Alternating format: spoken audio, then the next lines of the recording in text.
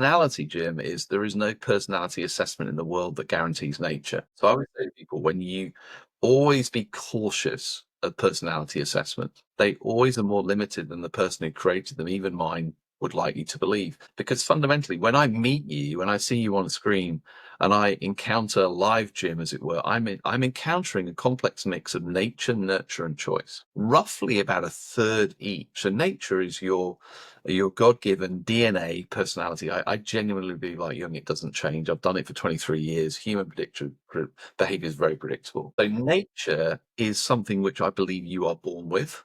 Nature is the external environments that are unique to all of us that shape what we think we ought and should be. So where you grow up, your parents, your education, successes, failures, gender, ethnicity, faith, and what happens today. So nurture is a dynamic. You get a phone call now saying, one of your loved ones is in intensive care because they've had a terrible accident. I promise you that impacts the way you behave and the way you think. So nurture is a dynamic. And then we have choice. So, for me, the ability to go, I have real agency in the decisions I make. I look back over my, 55 years now and go, gosh, some decisions I really think were great ones. Some I wish I could have again, but that's just being human. So all of a sudden then that means when I meet you, I'm not saying, oh, here's Jim. He is definitely this by nature, because I don't know.